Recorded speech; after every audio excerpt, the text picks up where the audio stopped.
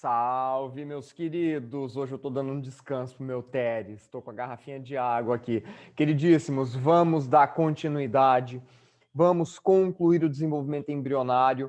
Olha só o que eu preparei aqui para vocês, um resumão topíssimo, tá? Para não confundir, para não esquecer as etapas do desenvolvimento embrionário. Olha o macete incrível, meus queridos. Então, a sequência que a gente viu na aula passada: zigoto, mórula, blástula, gástrula, neurula e aí a organogênese e formação dos órgãos, né? Olha a frase, anotem aí. Claro, tem que anotar. Zilda, mulher bem gata, neurótica e organizada. Fechou. Para nunca mais esquecer, nunca mais confundir. Ó, zigoto. Deixa eu pegar aqui a caneta. Olha lá, zigoto, mórula, blástula, gástrula, neurula e organogênese. Fechou, meus queridos. É a sequência que a gente viu na aula passada. Pronto, tá resolvido. Anotem aí, então, esse super macete. Demais, fantástico. Meus queridos, e aí? Agora nós vamos entender os anexos embrionários. Tá? O nome já diz. É algo que vem junto ao desenvolvimento embrionário, que está junto lá no desenvolvimento embrionário, está anexado. São estruturas importantíssimas para o desenvolvimento do embrião, para o desenvolvimento do bebê. Estamos vendo elas aqui, ó.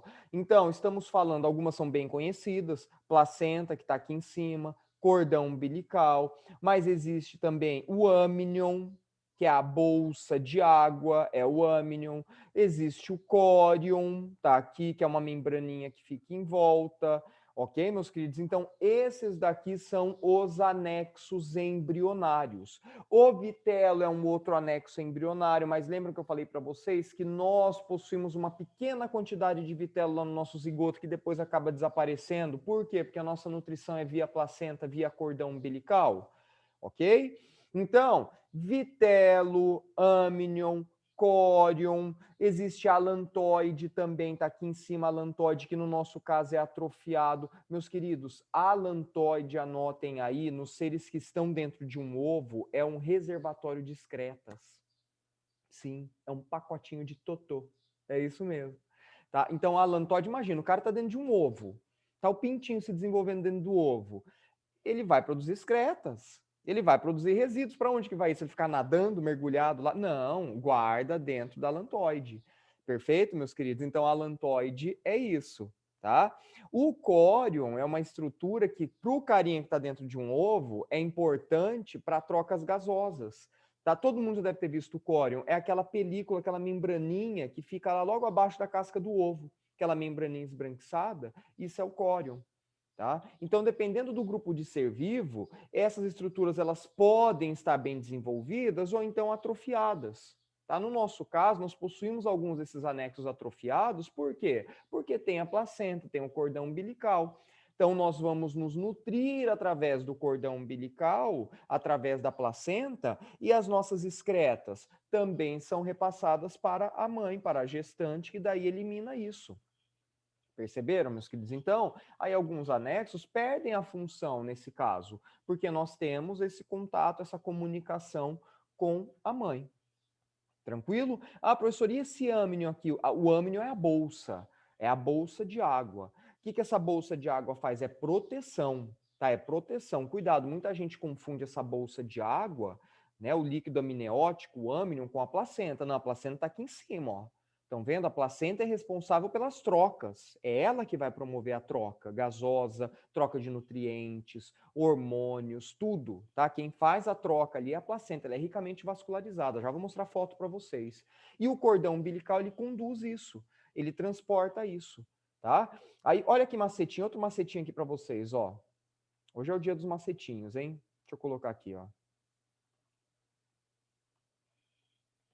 Ó. Vaca PC.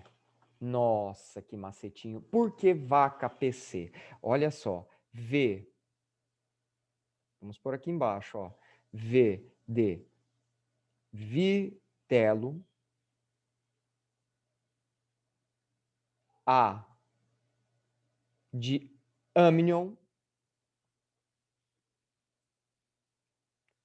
C de córion, vocês podem encontrar com N no final ou só cório, tá, meus queridos? É a mesma coisa, tá? Dependendo do material didático, a gente encontra das duas maneiras.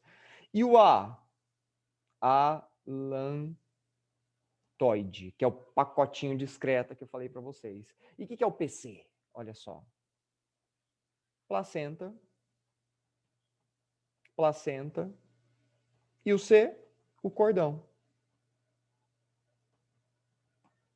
Cordão umbilical, fechou. Vaca, PC, esses são os anexos embrionários, meus queridos. Lembrando, vitelo, reserva energética, amnion, proteção, tá? Uma proteção física, uma proteção contra o ressecamento. É uma estrutura importantíssima porque possibilitou o desenvolvimento em ambientes terrestres. Se a gente for pegar seres mais primitivos, reprodução, desenvolvimento embrionário, era só na água para evitar o ressecamento do embrião, tá? Então o amnion possibilitou isso.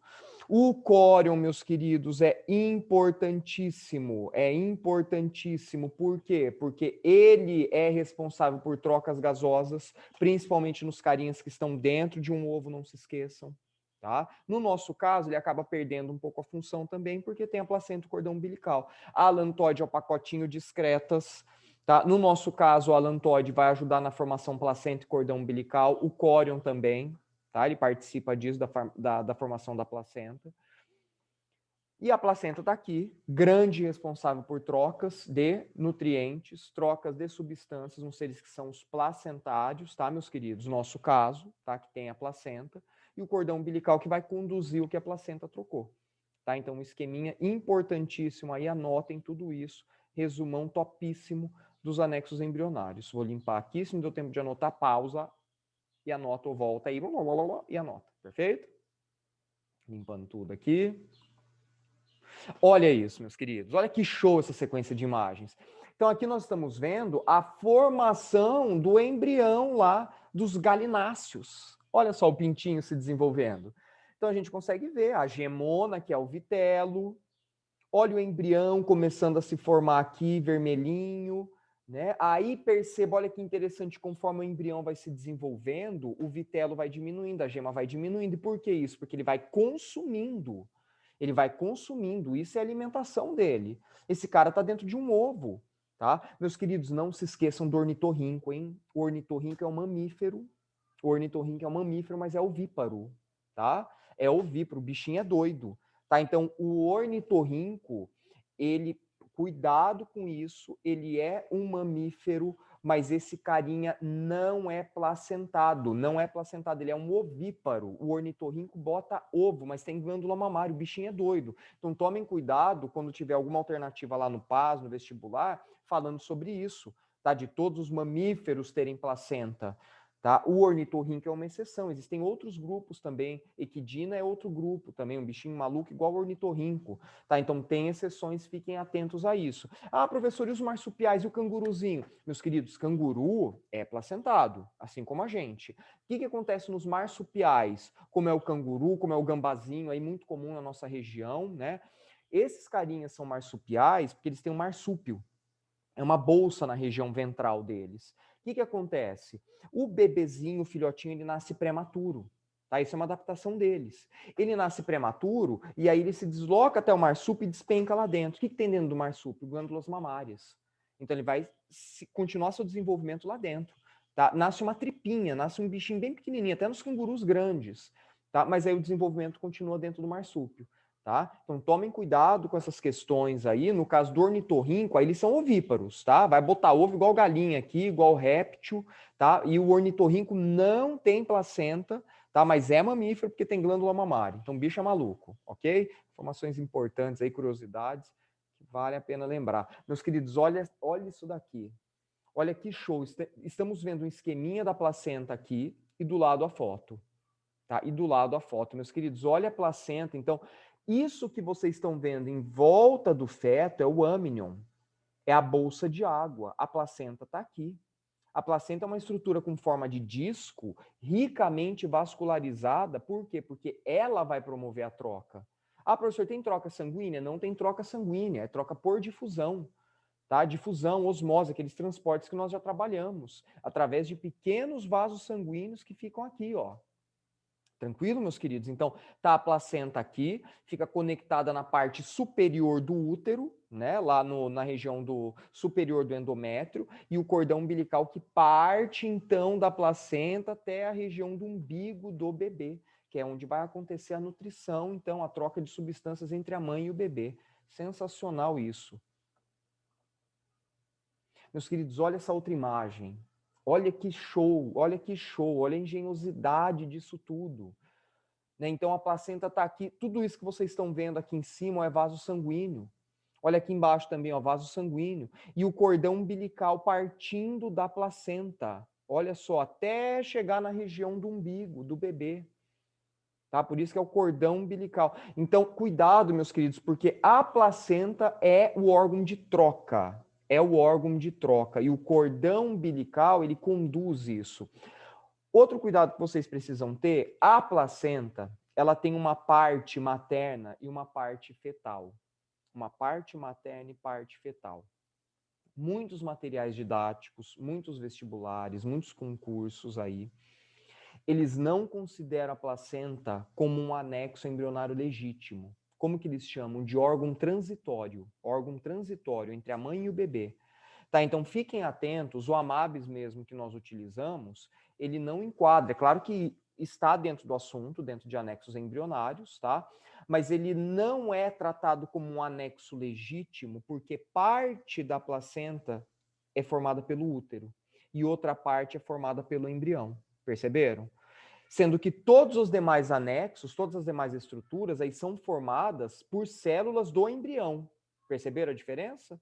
Tá, então só tomem cuidado com esse detalhe. Se tiver alguma alternativa lá enfatizando isso, da placenta ser um anexo embrionário legítimo, desconfiem, tá? Não assinalem. Tá? É um órgão transitório, porque parte dele é da mãe, parte dela, da placenta, é do bebê. Perfeito? Olha lá o cordão umbilical, então. Meus queridos, cordão umbilical, ele tem 3 vasos sanguíneos, tá? Como a gente está vendo no esqueminha aqui, ó, 3 vasos sanguíneos. Tem 2 artérias e uma veia. Fiquem atentos que a circulação é trocada. Normalmente o que acontece? As artérias transportam sangue arterial e as veias sangue venoso. No cordão umbilical é invertido isso. Essas 2 artérias aqui vão transportar sangue venoso. E a veia vai transportar sangue arterial. Ok? Então é trocada, é uma circulação trocada que acontece aqui, fiquem atentos, tá? E o cordão umbilical vai conduzir, então, o que a placenta trocou, o que a placenta vai trocar, né? O que vai da mãe para o bebê ou do bebê para a mãe. Meus queridos, para a gente fechar, então, vamos falar de gêmeos. Assunto importantíssimo, curiosíssimo, interessantíssimo. Como que surgem os gêmeos? Perceberam aqui, ó, o professor pensou que fossem gêmeos aqui nessa imagem, ó. Olha lá. Vai estar o bebezinho ali, é a cara do bonequinho. Ó, o bonequinho é a cara do bebezinho, então vamos colocar como gêmeos aí, ó. Meus queridos, existem os gêmeos univitelinos e os gêmeos bivitelinos. Tá? Os univitelinos são aqueles popularmente chamados de idênticos, tá? Entre aspas. Tá? Por que entre aspas? Porque sempre tem uma diferencinha ou outra, ok?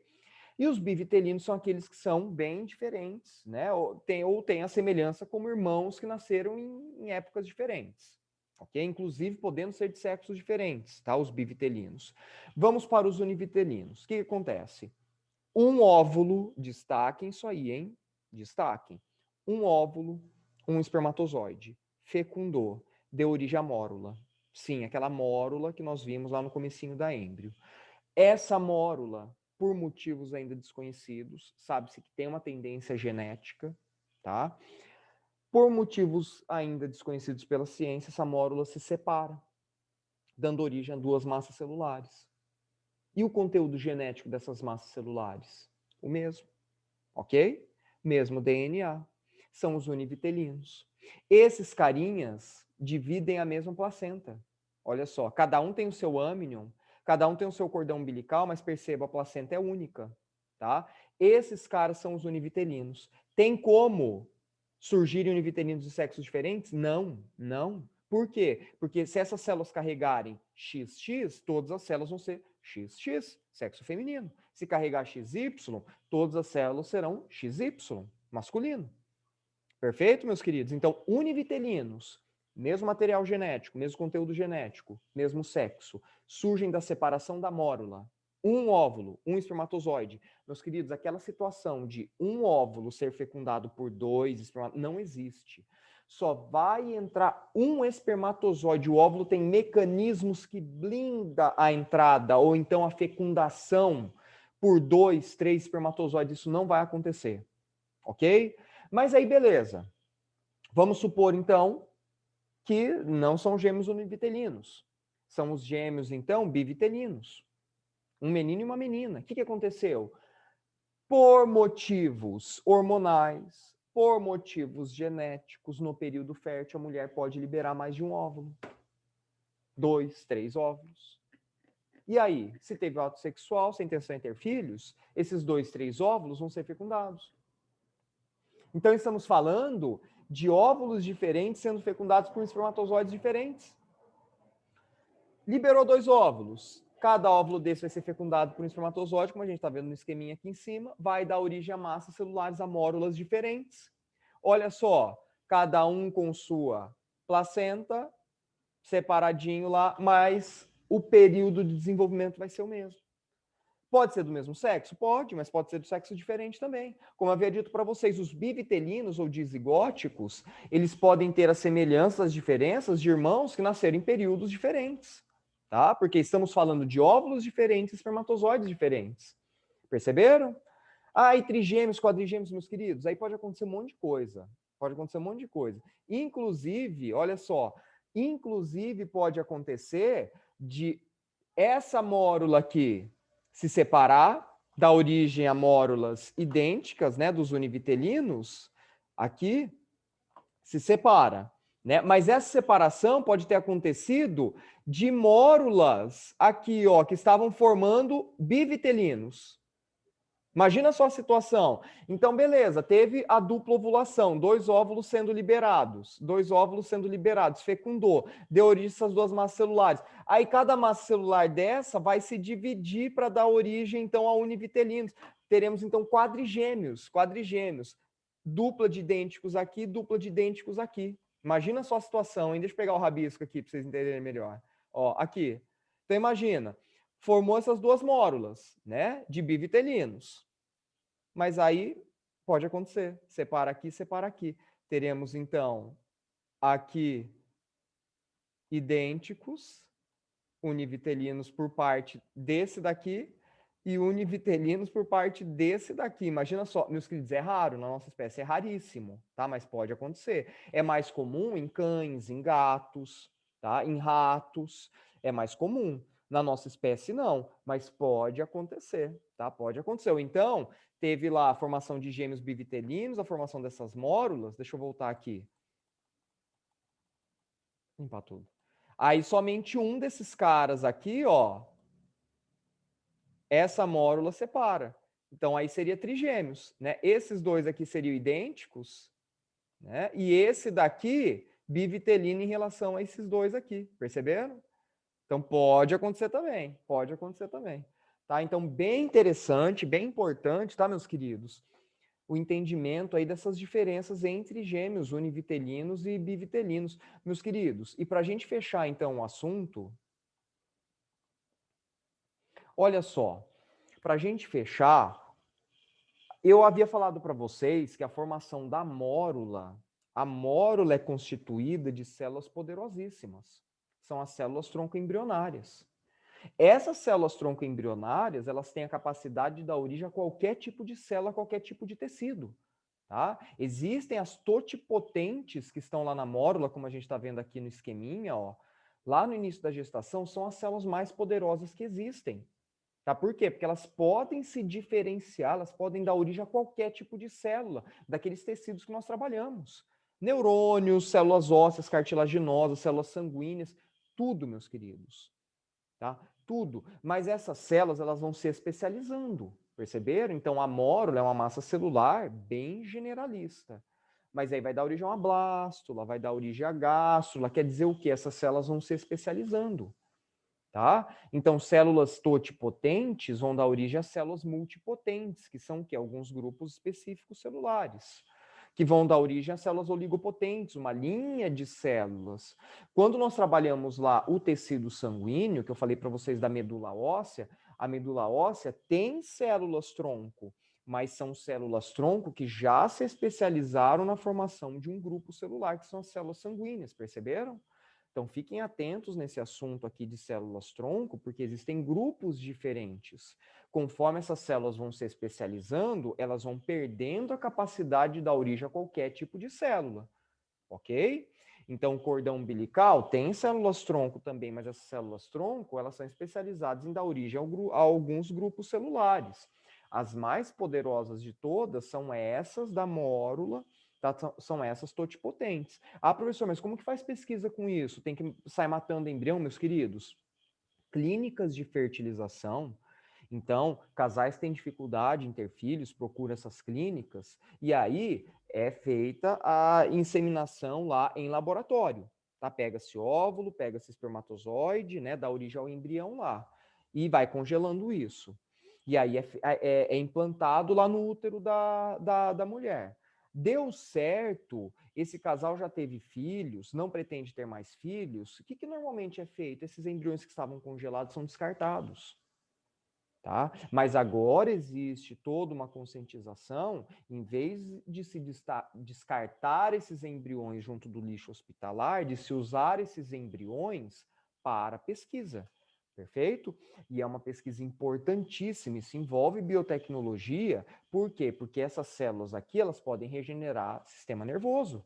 Então, se a pessoa tiver uma lesão lá na medula espinhal, tiver uma lesão no cérebro, né, fígado, pâncreas, essas células aqui, elas são capazes de regenerar, são capazes de dar origem a esses tipos de estruturas, ok? A maior dificuldade nesse tipo de pesquisa, a gente não vai aprofundar isso aqui, mas só para ter um conhecimento geral sobre o assunto, a maior dificuldade é justamente dar o comando para a célula, eu preciso de um neurônio, tá? Eu preciso de tal tecido, eu preciso de tal célula, então a maior dificuldade é essa. Tá? Mas a pesquisa é feita em embriões que seriam descartados aí junto do lixo hospitalar, em vez de jogar fora junto do lixo hospitalar, aproveita para uma nobre pesquisa, tá? Para uma nobre causa. Perfeito, meus queridos? Então, fechamos a êmbrio, meus queridos, concluímos nossos assuntos aí. Força, logo vem a revisão para o PAS. Se tiverem dúvidas, mandem aí para mim. Um fortíssimo abraço e até breve, meus queridos.